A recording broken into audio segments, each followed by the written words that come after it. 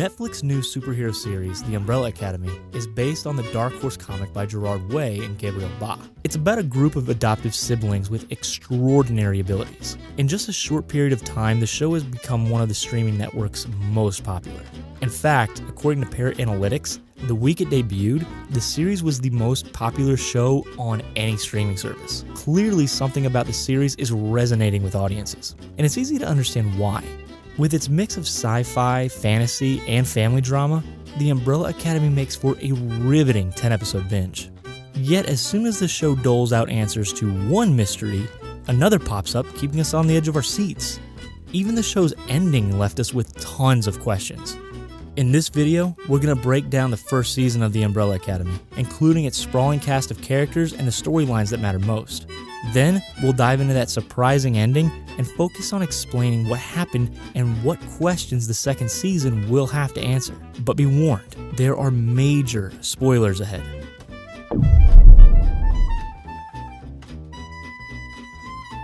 The Umbrella Academy begins appropriately at the beginning, with the birth on October 1st, 1989, of 43 children to women who hadn't been pregnant when the day started.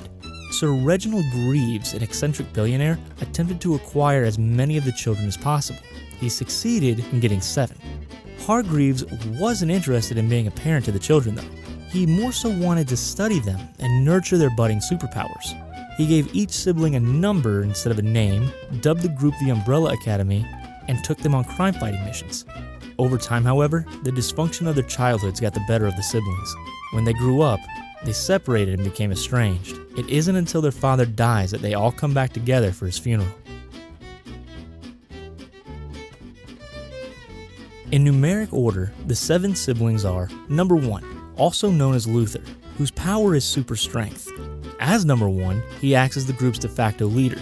While all his siblings left the nest, he stayed and continued to act as an Umbrella Academy of 1, at least until he almost met his end on an especially difficult mission. To save his life, Hargreeves injected him with a serum that caused him to become part ape. Before the events of the show, he spent 4 years on the moon collecting samples for Hargreeves. Number 2, also known as Diego, is especially good with knives. He has the power to manipulate and control their trajectory. After leaving the Umbrella Academy, he continues to go on crime-fighting missions of his own. Number 3, also known as Allison, can get people to do her bidding when she says the phrase, "I heard a rumor." Since leaving the Umbrella Academy, she's become a famous actress. However, in the last year, her life changed when her husband caught her using her power on their young daughter, Claire. It led to the couple's divorce and the loss of custody of her daughter as well. Number 4, also known as Klaus, sees and talks to dead people. He can conjure them and perhaps more, but his powers so unnerve him that he spent most of his life in a drug-induced haze that lets him suppress them. Number 5 never received a proper name. He's able to jump through space and time. When he was 13, he jumped through time and couldn't get back home, so the family hasn't seen him in years. Number 6, also known as Ben, has the power to release a huge, bad guy crushing monster from his abdomen. He died mysteriously on a mission, an event that tore the family apart. However, we still see a lot of him in the show because he hangs out with Klaus, often acting as the angel on his shoulder. Finally, number 7, who's also known as Vanya, never had any apparent powers. Instead, her whole life she's been told that she's utterly normal. She is a very talented violin player, though. She also published an autobiography about her life as the only ordinary member of an extraordinary family, angering her siblings. When the siblings come together to pay their last respects to their father, they haven't seen each other in quite some time, and everyone isn't exactly thrilled to see everyone else. Just when things are looking especially dire though, number 5 makes his dramatic return.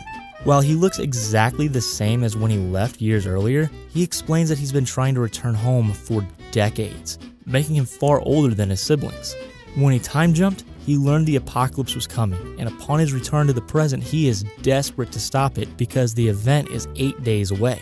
While he was gone, he worked for an organization called the Temps Commission, whose goal is the preservation of the time continuum by any means necessary. It also includes taking out anyone who might threaten it. Number 5 did what he had to do, but his goal was always to get back home to his family and prevent the apocalypse. Now, he's the threat to the time continuum, so 2 other commission agents, Hazel and Cha-Cha, have been sent to stop him. Meanwhile, Vanya, feeling newly vulnerable after the interaction with her family, meets a man named Leonard. Unlike the other people in her life, he sees what's special and unique about her, making her feel good about herself for the first time. But Leonard's not exactly what he seems. His real name's Harold Jenkins. He was born the same day as the members of the Umbrella Academy, but in the typical way. His mother died in childbirth, and his drunk father abused him. After attempting to join the Umbrella Academy and getting only scorn from Hargreeves in return, Harold couldn't take anymore and dispatched his father. He served 12 years for the crime. Still holding a deep resentment towards the superpowered members of the Umbrella Academy, he discovers Hargreeves' journal about the siblings and learns that Vanya isn't as ordinary as she seems. In fact, she's the most powerful sibling of all. Hargreeves repressed her power when she was a child because he felt she was too dangerous. He then convinced her that she was ordinary, leading to a life of Vanya feeling small and unimportant. Harold secretly dumps Vanya's power-suppressing medication, and then stages scenarios that enable her powers to manifest themselves. Vanya can channel sound into blasts of energy, and her power is brought on by emotion. Her primary emotions, though, are hurt and resentment, so things aren't looking real good. At the same time that Vanya is attempting to learn to control her newfound powers, Number 5 learns that Harold Jenkins is the man responsible for starting the apocalypse. The gang quickly puts together that Jenkins is Vanya's new boyfriend. But when Allison goes to rescue Vanya from him, Vanya doesn't want to hear it. Instead, she cuts Allison's vocal cords and flees with Leonard/Harold. While they're hiding, Vanya finds evidence that Allison was actually right about Leonard. Angry and betrayed, Vanya uses her powers to dispatch Leonard and then returns to the Umbrella Academy to apologize for what she did to Allison. And this is where the show starts quickly speeding towards its conclusion.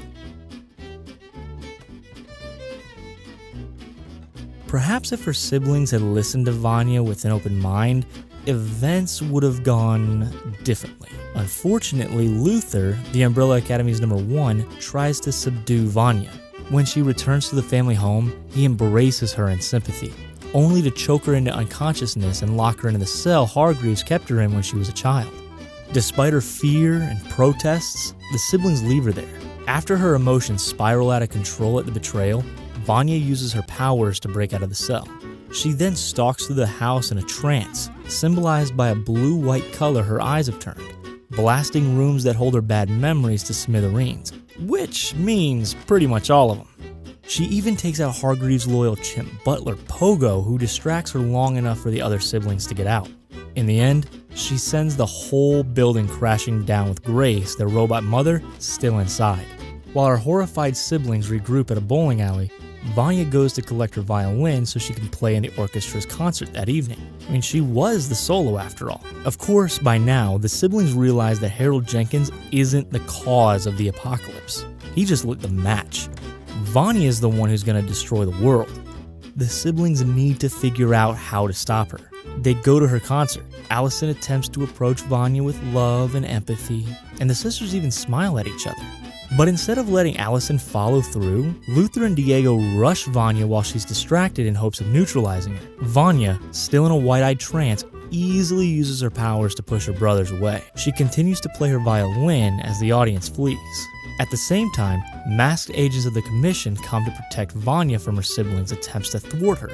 They have a massive fight in the now empty theater, but the Umbrella Academy is seriously outmatched. That is, until Klaus uses a newly discovered facet of his power. Finally sober, Klaus discovers he can actually help the deceased that he communicates with manifest their powers in the real world. He uses this ability to bring the ghost of Ben into the realm of the living. Then, Ben unleashes his tentacles, taking out the Commission's agents. As Vanya continues to play her violin, massive amounts of energy surge through her. Her clothes and instrument turn completely white. She becomes the White Violin, which is her alter ego in the comics. The story is a bit different there, however. In the comics, the evil conductor discovers Vanya has powers and uses a serum to bring them forth. In the process, she becomes a remorseless, destructive machine whose body is pure white. While the TV series story is different, Vanya has still lost all empathy and may no longer be entirely aware of what she's doing as she takes on her siblings. But this time, the decision to go down that path is entirely her own. Realizing they only have one last shot at stopping her, Luther, Diego, Klaus, and Five come at Vanya from all sides. She suspends her brothers in beams of energy and starts to choke them all. Allison approaches Vanya from behind and aims a gun at her head, but Allison can't hurt her sister, so she fires the gun just past Vanya's ear.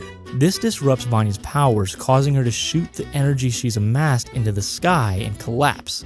At first, the siblings think they've done it. They've successfully stopped the apocalypse, but their celebration is short-lived. Vanya's energy blast hit the moon.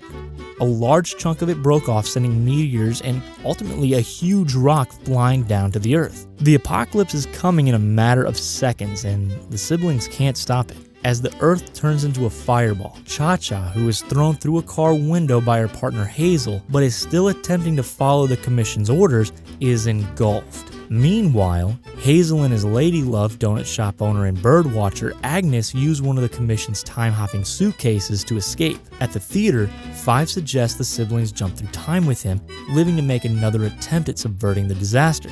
Without another choice, everyone agrees. Luther holds Vanya and the rest clasp hands. As Five strains to take them all through time, they de-age to 13 just like Five. Even Ben, who may or may not still be a ghost. Then they disappear. It's a cliffhanger of an ending.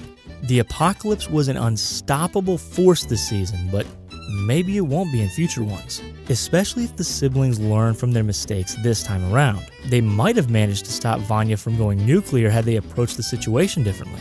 But Luther kept defaulting to the same suppression Vanya had experienced her whole life, and this approach proved to just tap into the trauma from her childhood. Season 1 leaves many questions unanswered. Where did the siblings time travel to? Will we see Cha-Cha and Hazel again? Can Vanya be reformed or learn to harness her powers for good? What's up with Ben?